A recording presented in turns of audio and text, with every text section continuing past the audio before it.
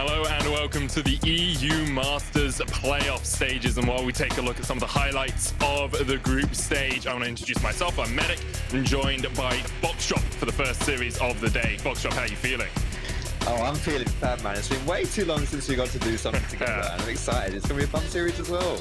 I'm really looking forward to it. And of course, we have already had quite a lot of action here in the EU Masters. 3 teams going 6-0 in their groups and coming into the quarterfinals. I think there are some pretty popular names in those final 8. Yeah, just a little bit, just a teeny little bit. I think we may have some fans in the Twitch chat cheering on certain teams. Maybe from the French. I'm not. Don't quote me on that, but maybe just a little bit actually from the French team right there. But yeah, not only very popular teams, but very strong teams as well. Teams that are looking like they could even compete, dare I say, in your home region of the ADC Medic.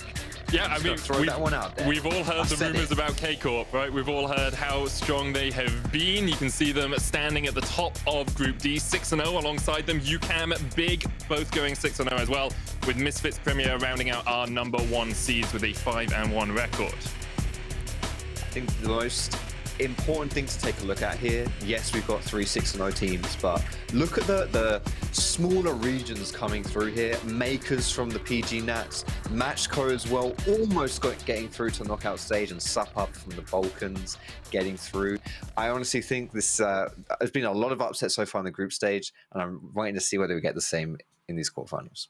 I mean, that's the hope, right? I hope we get to see something exciting, but something we've already seen that was very exciting was the best play of the group stage, in my opinion, at least, the pentakill from Arome.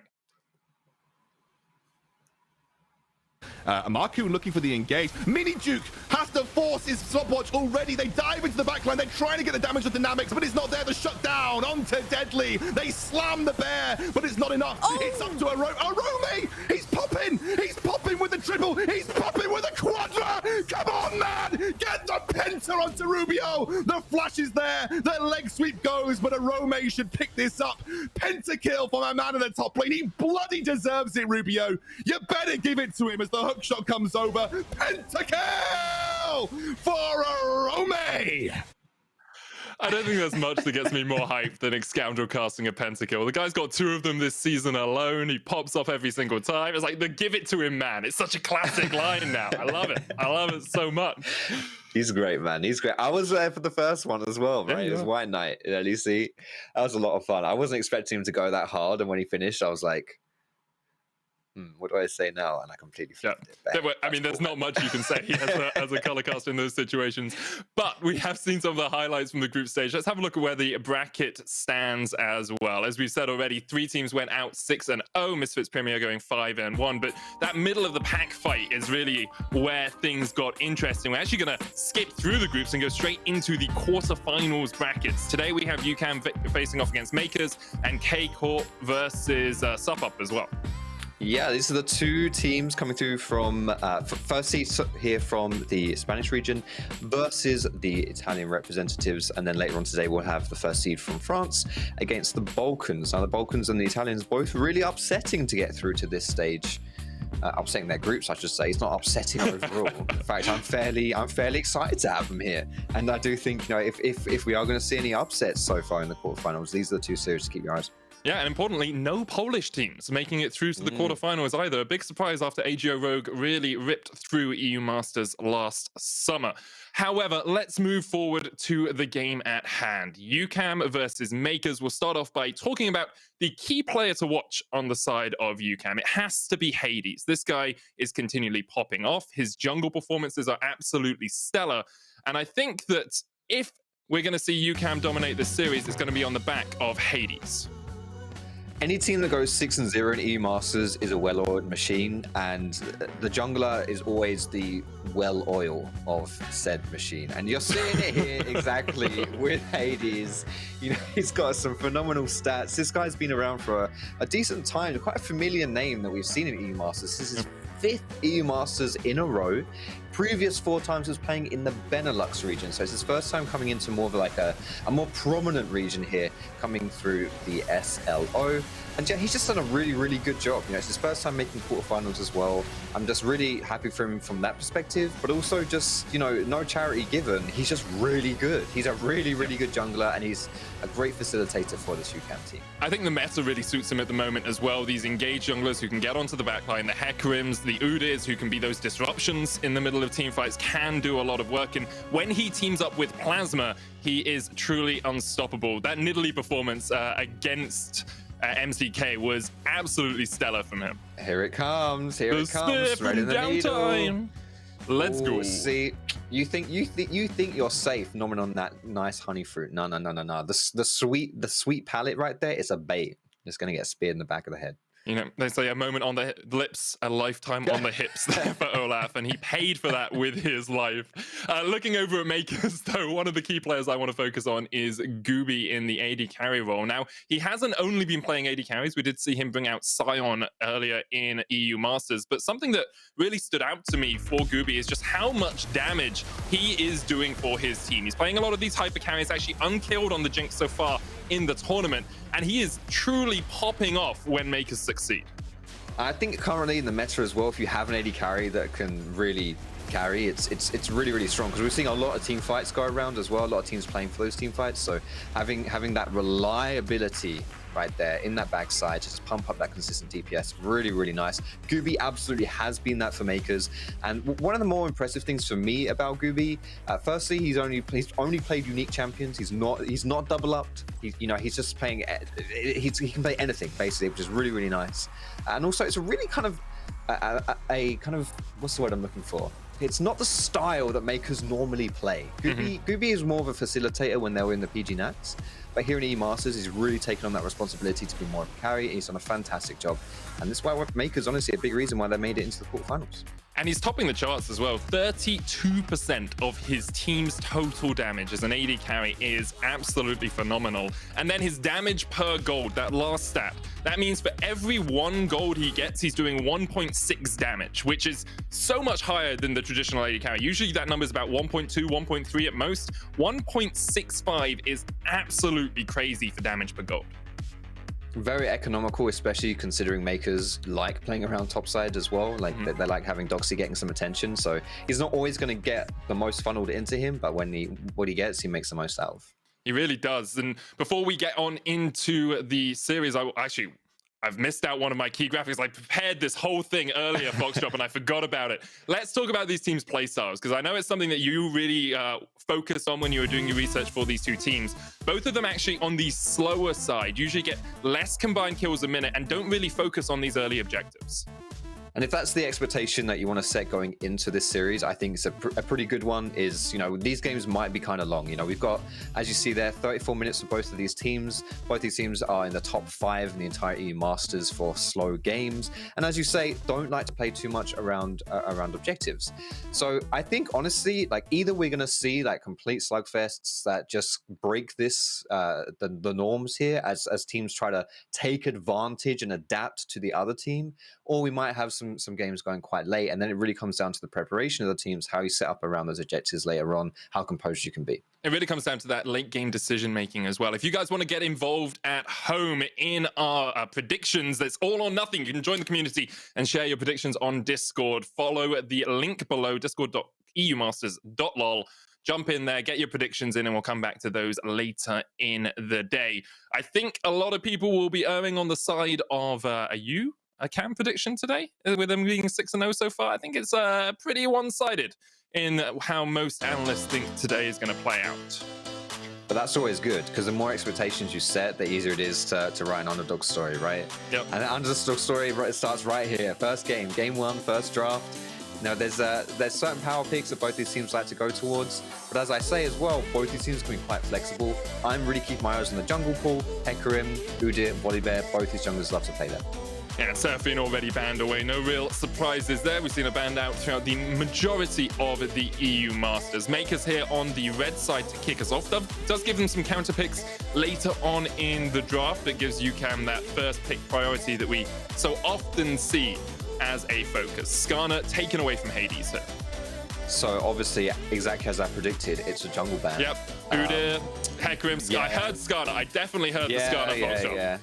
I see, Maybe your mic was muted right now. Okay, so it's a bit stuffy. It's kind of like what I was actually saying.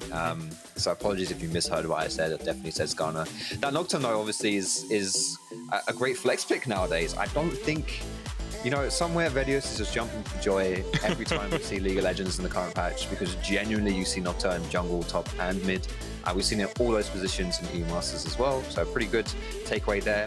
And there it is. So there's 3 jungle bans. Well, technically 4. Yeah, I'm wondering if the Udyr gets banned out finally here, because then we're falling down to the last pool, right? Right, because like, who do you trade with Udyr? Unless you want to give it away and then try and pick up some power picks of your own, like Tristana's still open. Maybe you want to secure something there for Guubi. But yeah, we'll see what's in where Mkers decide to go here. As you say, that holy triumvirate of junglers, only missing the Udyr so far. Twisted Fate as well, a possibility. We've seen him used quite a few times through EU Masters. There's the Udyr ban. Great predictions there, Fox drop. And perhaps Thresh going to be picked up first here for Plasma. He's played that twice so far in the tournament. So this Thresh sets up for a nice Jinx pick as well on the side of UCAM. So far, Mkers, I'd probably want to try and take that one away. Now, remind me, as Mr. Rakan himself, how does Rakan is bad into Thresh. Okay, so that's also a really good first pick, because Click loves playing Rakan. No, that's a lie. It's Plasma that likes playing Rakan. That's fine. Having said that, you know, maybe a bit of disrespect pick from Click. Obviously going to pick Rakan in that sense. That's what I was getting at. But no, it's going to be the Senna. Will Guubi play the Sion Senna? We haven't seen that, right? Yeah, Sion's quite nice in this as well. You can always play the Tahm Kench into Thresh. That's quite an easy matchup, something we've seen quite often. Yeah. So, and it usually is Click playing the Senna. Of the 2 bot laners, Click takes the Senna, and then Guubi tends to play the tank.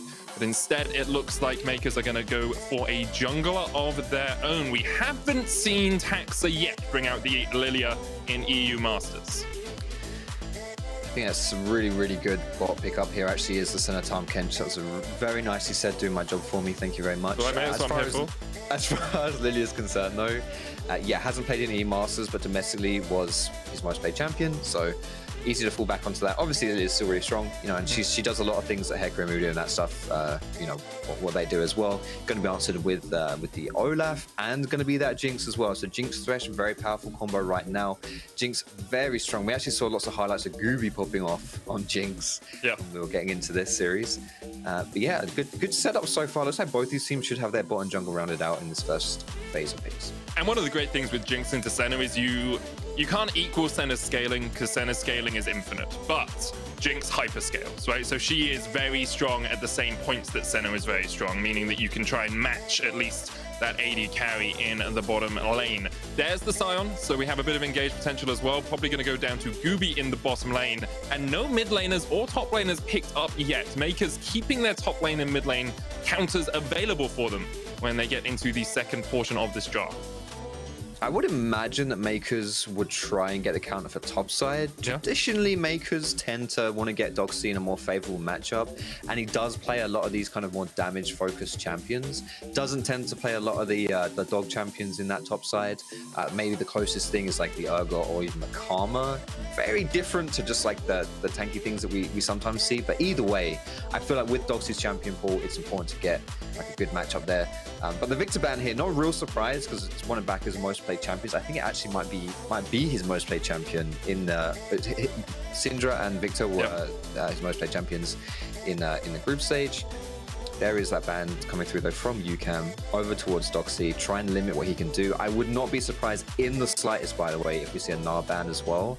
Everyone bans Gnar versus Mkers, and it's still open, and you could even pick it up 4 here if you were Mkers. So. That's my thought, right? You either leave the Gnar open. Oh, Mkers actually going to ban it away, so they don't want to give that over to Dreedy. I mean, it was his most played in the group stage, so kind of makes sense if you don't want to pick it up early here. If you want the counter pick for top, and Gnar a little bit difficult to counter in that top side. Safe, range, tanky, basically does it all, right? So if Mkers want to pick something like a Syndra here on 4, and then save that counter pick for last for the top lane. Champion that we've seen a lot of as well is the Akali. Now that's something that's kind of risen in popularity recently across the world, and as the E-Masters has gone on, a lot of players have been defaulting to that. It is going to be the Syndra, the absolute god himself. There he is. Just going to take that one. It does mean that your mid-jungle synergy, or the duo, isn't that strong. You know, you've got 2 magic damage there.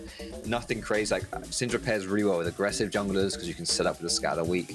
Not too much going to happen in that sense, but we'll see what they decide to. Oh, that is very greedy, Twisted. Oh, okay, okay. I like this. I like this. We've just pivoted the whole draft into just playing for the sides.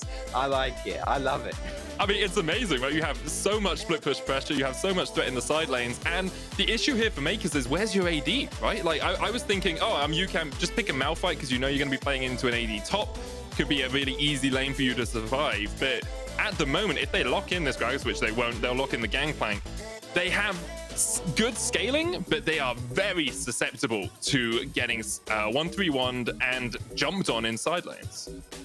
Yeah, as this game goes on, that's going to be the pivotal part of how Mkers kind of match the split push here, is how you can hold your own in the side. The problem is Camille's one of the strongest split pushers, and Twisted Fate is like so good at playing around side lanes and collapsing on side lanes. Like, you're never really safe because it's always going to be a 2v1.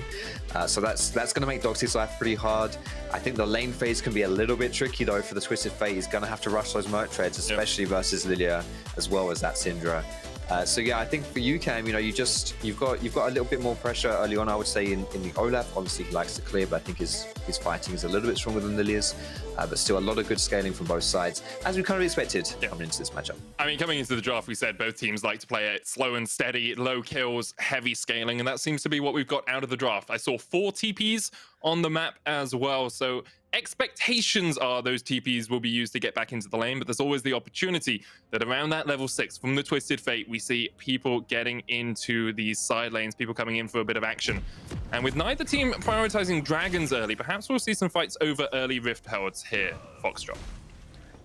I'm interested to see whether Hadess bucks that trend on this Olaf, because I think Olaf is one of the best dragon killing champions in the game, at least like especially from a solo perspective. You know, there are a few champions that can kill things as fast as Olaf can from an early point in the game, and maybe that's something that you decide to do, especially if you can get a push in that bot or in that mid. Syndra should have some decent priority, but you never know, like if you can maybe swing by mid, get something going, get a push in, or just some good timings, maybe you can decide to buck the trend here with that Olaf pick.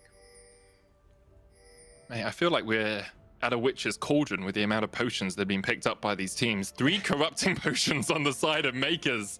That was a sale at Woolworths or something. Like, yeah, we'll have one of those, we'll have one of those. Oh, mate, grabbing them all. Bro, you're old. I know. Like, I haven't been in England for like 6 years. But, you know. Mate, they went out of business long back, at least around these parts. I don't know how it is wherever you are hanging out, but either way, it's a throwback, and I appreciate that. Made me feel even older than I already feel today. But hey, it's all good, because I reckon corrupting potions, if you're trying to survive in lane, you know, if you're trying to not necessarily have the most action-packed early game, then that's great. You know, you can eat away any poke that comes your way, stay in lane as long as you want to, a bit more sustained in that sense, plus a little bit of the mana that comes through, so you don't have to like just leave as soon as you go or anything like that.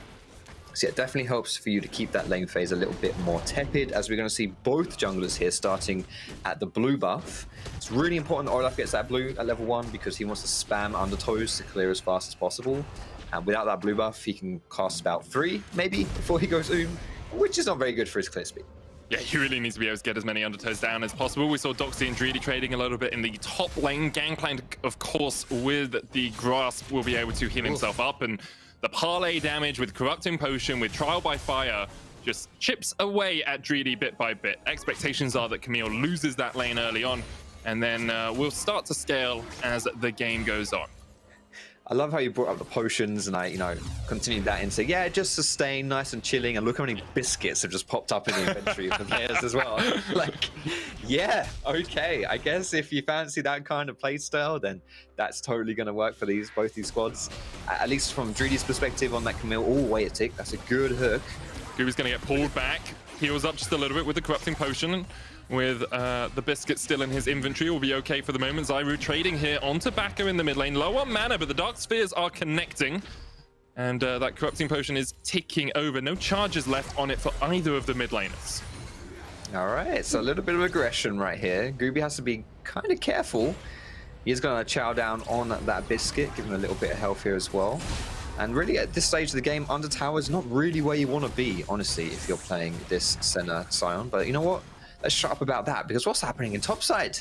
Taxa's Dreedy. looking for a gank. Dreedy is going to have to work a little bit of magic to get out of this one. Taxa with the double buffs. Dreedy, tactical sweep, gets a bit of healing. Hook shot, wall dive, but Taxa flashes forward. Dreedy gets the shield. He's trading back onto Taxa and flashes away. Dreedy will survive, so will Taxa. Flash for flash burnt there. That was a little bit scary right there, actually, for Taxa. Hook lands onto Guubi in the bottom lane. Guubi's dead. First blood plasma with the ignite ticks away.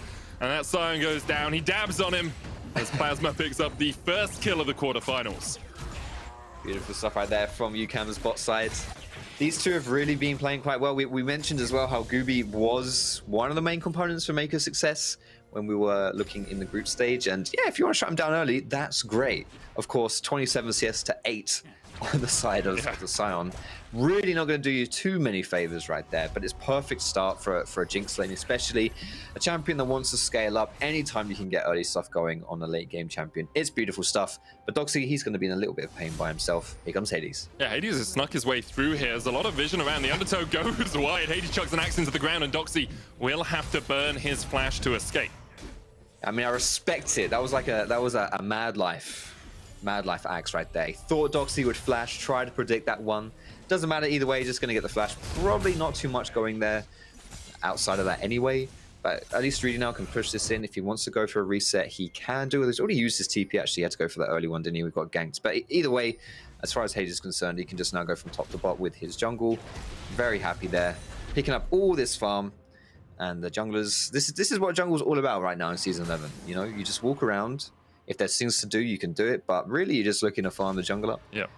And that's exactly what we're seeing right now. Hey mate, I've been playing a bunch of Morgana jungle. I know what it's like to farm camps on spawn. Press W again 2 seconds later because it comes back up. It's so strong right now.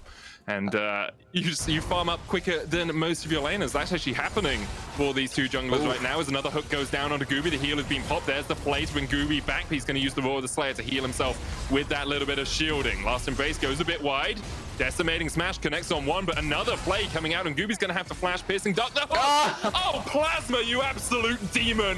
Guubi goes bye-bye. That's another kill over to UCAM. 2 kills, and importantly, this one does go over to Jinx. Taxa was just here as well. Like, that timing was really unfortunate.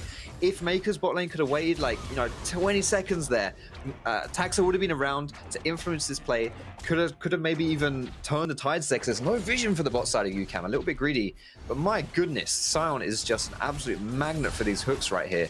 Thinks he's safe because he's kind of behind minions, but because Plasma makes a really smart decision to walk to the side of Guubi, away from the minion wave, gets a good angle in there, even dodges out that decimating smash, and just another beautiful hook at the end. Yeah, it's just, yeah, there's no counterplay to a good Thresh player, and we're seeing one right now. Yeah, Plasma even went for the Ionian boots of lucidity to kick himself off, so has all of that extra ability. Haste to get the extra hooks down in the trades. First dragon of the game as well, 6.5 minutes in.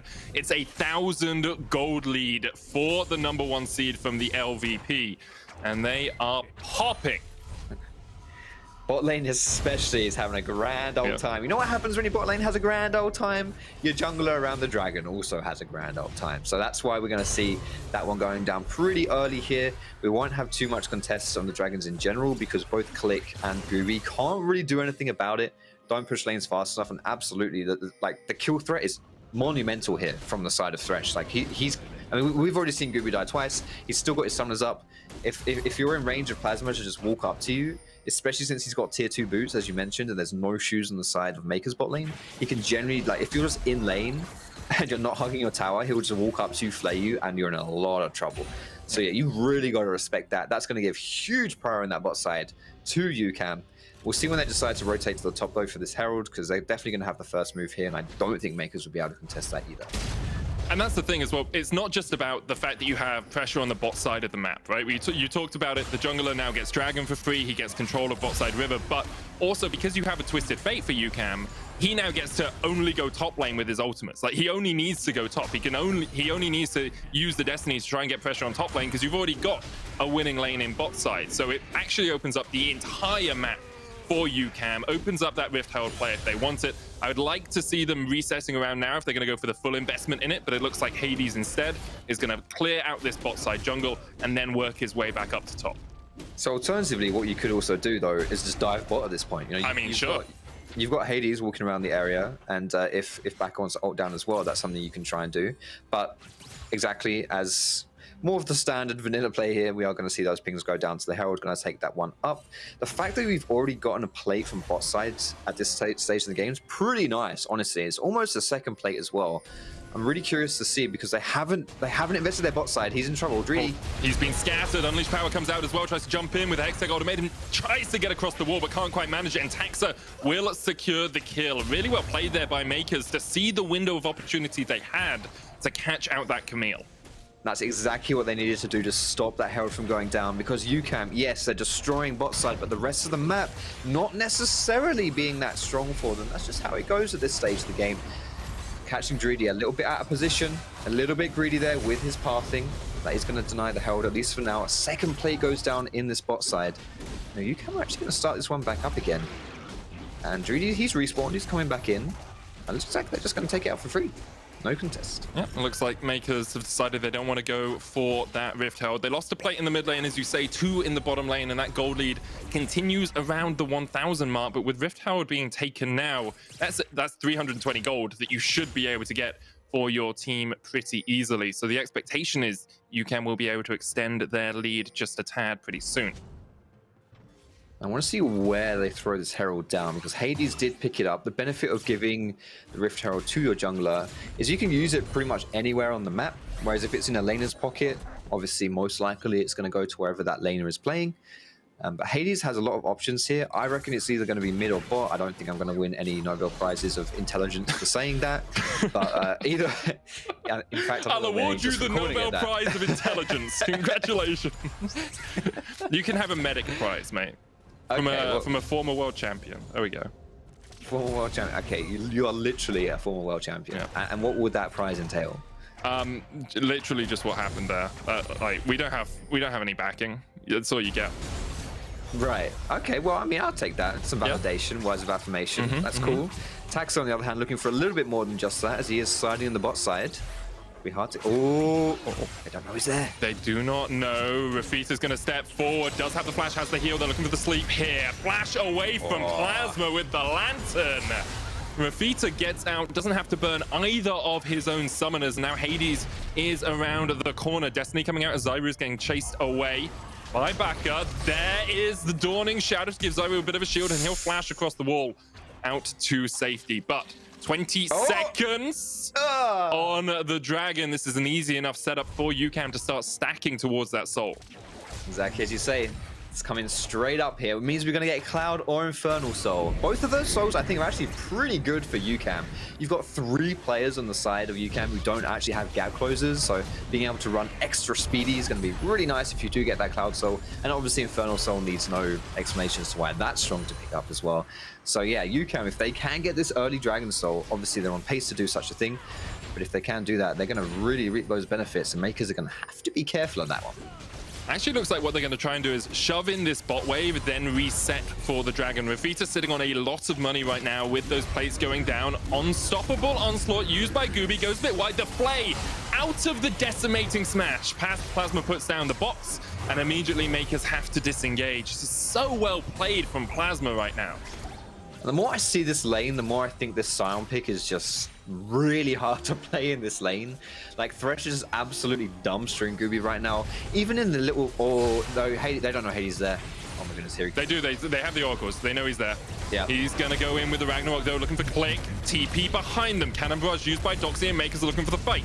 Zwyroo on his way down from the mid lane. Rafitta flashes away. Still has the heal. Dreedy coming in with his own TP. Jumps in. Forced away. 5v5 in the bottom lane. It's an all-out brawl, but no one will go down. If Mkers can pick up the dragon here, then that's a pretty big win for these guys. Not only do you just get this dragon, but you're going to delay any kind of soul play, which is really nice. Like, if you're looking to scale, which honestly, when you're as behind as you are right now, like, I know it's only one. Oh, no way. But just... No way. No, observers are baiting us. I knew it was a bait. Why would you... Our observer team here is amazing, but that's the second time. It's the second time we've had a Jinx ult, guys. I mean, at least they got our blood pumping a little bit. It's true. Maybe. That's true. Got us excited. They did. Jinx is good at doing that. But also, they interrupted my point, which is so terribly rude. But you know what? I'm not even going to blame the observers. I'm going to blame you for that. Oh, yeah, I did. Yeah, that was bait. definitely me. It was 100%. That was 1,000,000% your fault. And I reject the acceptation of the noble prize of intelligence because I don't want to associate with someone of your ilk anymore. Okay. Okay. Should we move on with some League of Legends? Anyway, as I sit up in my chair, I'm getting a bit flustered actually. Yeah, so League of Legends. That's going to be next to Dragon over to Mkers. Denying that soul for a little bit more here. Quite nice. Game's not going too well for them, so anything that you can do to add a little bit of time onto the game. Because that Dragon Soul does put a timer in a negative way if you're on the bad side of it, right? Yeah. So anything that makes that slow down. Quite nice, but of course UCAM really don't care too much about this game going late. They have a lot of late game tools. Of course, not mentioning anything about that Jinx that's already 1-0-1 with her Mythic. Yeah, it's already got the Kraken Slayer, Stride Breaker complete on Hadess as well. Dreedy might overstep just a little bit here. Doxy's going to put down a barrel. Dreedy's going to get slept. Jumps away with a hookshot wall dive. And the dive is not on. Destiny coming out as Hadess works his way up towards the top lane. They're looking for Zwyroo. Baca comes in with the gold card. Ragnarok pops and Zwyroo goes by. That's another couple of kills. One in the bottom lane as well as Plasma takes out Guubi. Baca stepping forward with the gold card once again. Dreedy flashes in and gets the Hex Ultimatum down, and it's an all right sweep for UCAM in the top lane. 3 quick kills and another to boot in bot. Absolute disaster right there for Mkers. They're the ones who made the proactive play, but it's twisted fate. You can't do that versus him, especially when he's able to move around as freely as he can. You saw that he just counters it with a really, really good Destiny into that top side. And the sad thing is, Zwyroo was only moving top to protect and help his team, and he's the one that gets caught out and dies. I feel like we've seen this story a few times already. A great hook here from Plasma into the Camille. What can you do here? There's not a huge amount that you can do, and that's just going to be a free kill. And both of this happening at the same time on 2 sides of the map really sucks for Mkers. Not a great start for them right here. And the worst thing about it as well is you're not trading any kills. Yes, there are some low health bars, but nothing is going your way. Yep, nothing is going away. Dreedy does survive, doesn't tick down. And yeah, 6 kills to 1, 5k gold lead. It's really running away for UCAM right now. They're just so far ahead. All you have to do is look at the first item slot of every inventory. One side, you've got Trinity Force, Stride Breaker, Everfrost, Kraken Slayer, Locket. On the other side, you've got boots, some sort of timekeeping device, a lost book, some more boots, and then a quiver. You don't even have a bow. You just have the quiver for it. It's Mkers so far behind right now. Now, there are ways for them to get back into the game, of course. We always talk about Senna as such a good scaling tool. Gangplank can do a lot as the game develops, but the issue is if UCAM don't let you farm up, there's nothing to stop them just running you down. Hadess gets another kill, 7-1 now for UCAM, and Mkers are starting to feel a lot like Brazil. Dude, way too soon. But it was like 6 years ago. Still too soon. I respected that. I wasn't expecting that, but you know what? Cool beans, man. Good stuff. As on the plus side here for Mkers, trying to regain my composure a teeny bit. They did get the bot side tower, right? So if you lose something on one side of the map, you want to try and make something happen on the other side, else you're just bleeding resources and gold for free for nothing, and that is a very, very, very bad way to play League of Legends and a very, very quick way to lose League of Legends. So Mkers at least picking that up in the bot side, that it's going to give them a little bit extra there. But of course, UCAM, the fact that they can dive mid at this point in the game really just speaks a lot about the strength of this team right now, how far ahead they are. And it is a champion like Olaf, you know, with Hadess piloting this champion. The first time he's played it so far in EU Masters. And the thing is, like, this is a champion that if he's ahead is so incredibly strong. And against the side of Mkers specifically, like how do you run away from an Olaf if you're Mkers? Legit. What have you got to run away from him when he's Ragnarok and rolling towards you? You're nothing. And the fact that Hadess recognizes that and is able to exploit it, oof, that's bad news bears for Mkers.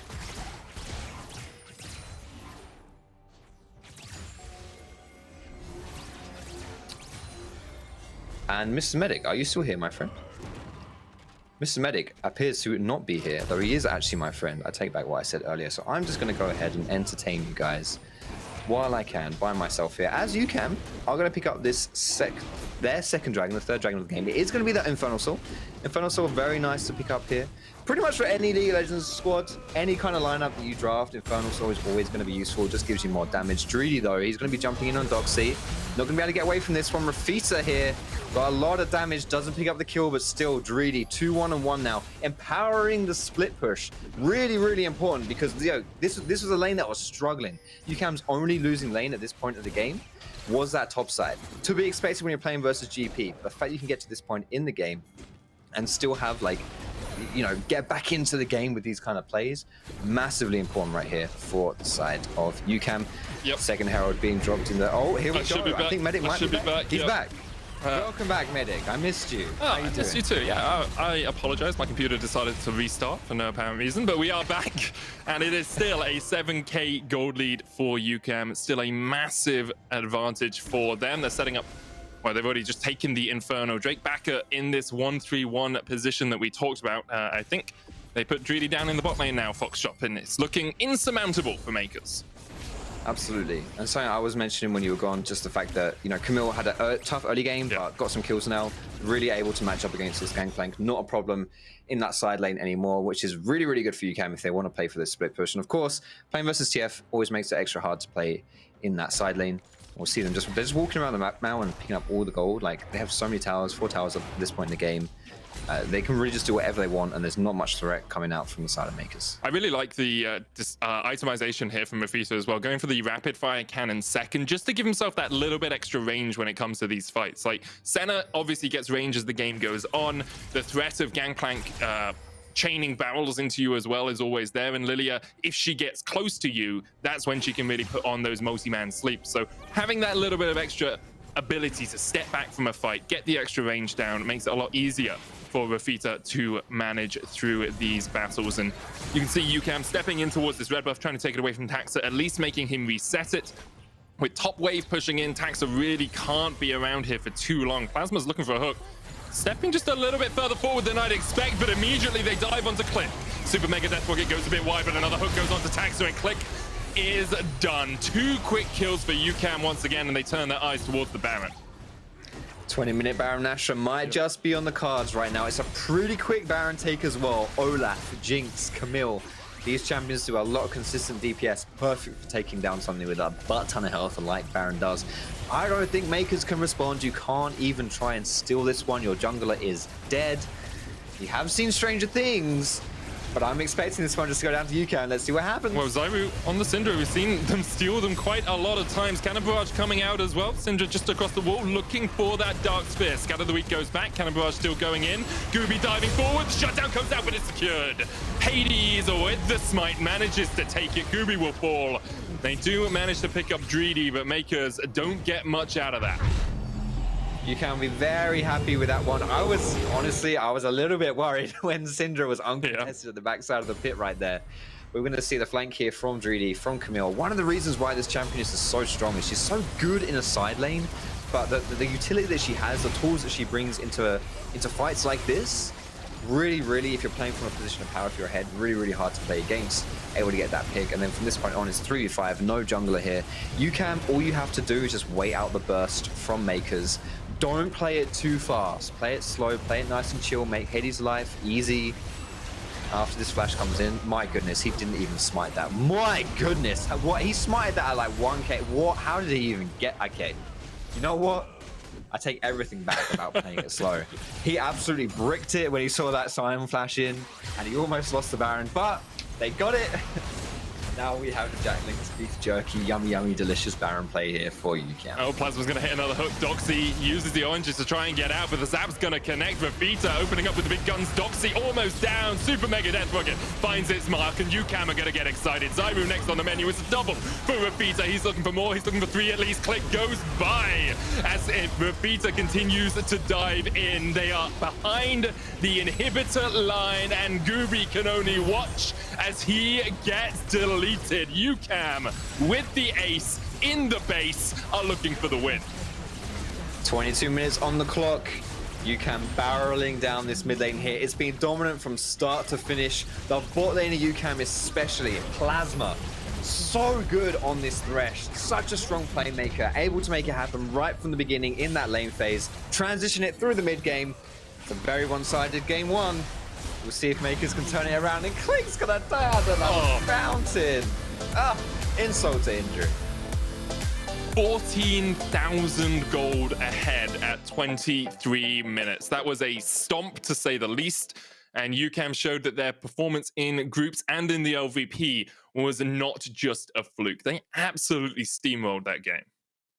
It was really impressive, and I think as well, of all the 6-0 teams, I would say, you know, you got K Corp, you got a Big and UCAM as well, and I thought UCAM was maybe the weaker one out of those three.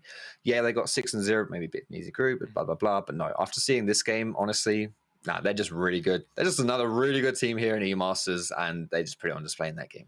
They really did. I think up next we have the next game of this best of three. We'll see if Mkers can strike back, because right now UCAM are looking unstoppable.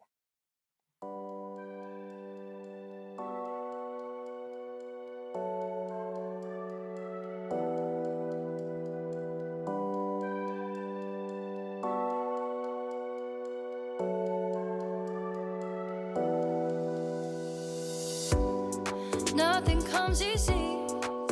I've learned that the hard way. I've had those bad days. Yeah, I've had those bad days. And they say, never gonna make it that far. You don't even know who you are. You'll never go all the way. Who do you think that you are? But I know. I'ma be that one in a million. I'll be that one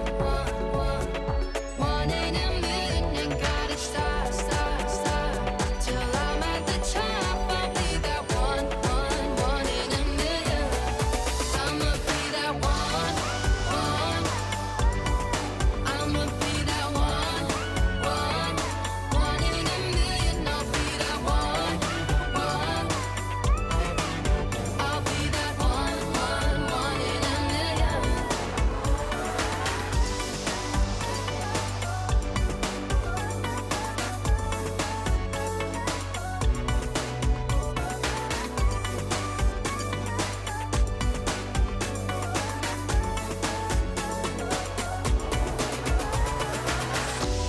Got so much to learn.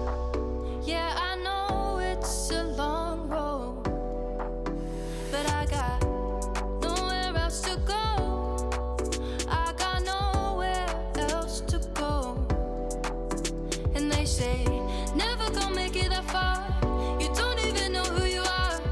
You'll never go all the way. Who do you think that you are? But I know. I'ma be that one in a million. I'll be that one in a million. Ain't gotta stop till I'm at the top. I'll be that one in a million. I'ma be that one. I'ma be that one in a million. I'll be that one. I'll be that one in a million. I'ma be that one. I'ma be that one in a million. I'll be that one. I'll be that one in a million. I'ma be that one in a million. I'll be that one in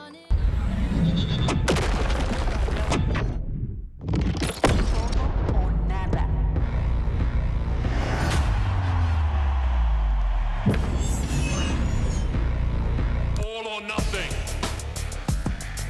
What a performance from UCAM. We said at the start of the day they are a methodical team. They take it slow and steady.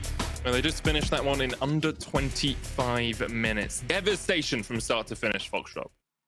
Devastation. It's a bit of a strong word, but honestly, it was absolutely devastating. It really was. I think if you're going to try and rally and build up a comeback here for Mkers, you have a lot of soul searching to do.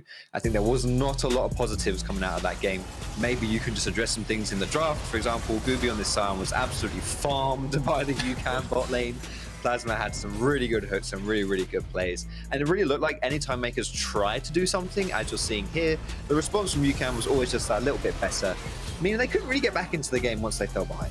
And that's the issue when you play scaling into scaling, right? Like, unless you find a couple of good team fights to even out the game, you just get outscaled because the enemy team has all of the strength that you have as the game goes on, but more gold in their back pockets, so more items to build on. And you have to give credit to Plasma. He had a very strong Thresh performance, but as you said, the Sion Senna bot lane really didn't work for Mkers. And the question is now, what do you change? How do you change things up? Because so far we have seen Mkers tend to go towards this more scaling strategy, and it seems like into UCAM that's just not going to work out. I think I actually really agree with that statement, which is kind of sad to say because I also think that your team should stick to their style. But if you're matching scaling with scaling, then a lot of it just comes down to like individual performance in the lane phase. And as you can see, UCAM are just a step above, really. You know, and what do you expect? The #1 seed coming out of the Spanish region. I think UCAM especially is just, oh bloody hell, that's a incriminating damage chart. That is, my goodness. Yeah, I think it's quite important as well that UCAM does have a very a popular showing here in 2021, because as a region, this is a team that's this is a region that's kind of been on a downward trend since they won it all in 2019 summer. I believe you were there, 2018, right? I think, when Mad Lions 2018, won. yeah, 2018, excuse me. Since then, they made like top 4 a few times, but then they made quarterfinals, and then they didn't even get out of groups. Like it's not really looking very good for them recently. So yeah, a team that looks this dominant. Good stuff for the Spanish league. Definitely is. Of course, the winner of this series plays the winner of Sup Up and K-Corp later on in the week. So it's going to be a challenge for them to make it through to the finals, expecting, of course, the expectation, I think, generally is that K-Corp are going to win that semi-finals, but we have seen upsets happen. The question is, will we see one in this second game? Mkers representing the PG Nationals. We've actually never seen an Italian team make it to the semi-finals of EU Masters. So if they can find a way back into this series, perhaps they could be some trendsetters. Yeah, and you've only got to get one at this point, right? You need two. Well, just to get back in the game. Oh, yeah, sure. In the series, sorry. Obviously, you need 2 to win the whole thing. But at this point, you just got to focus on that next game.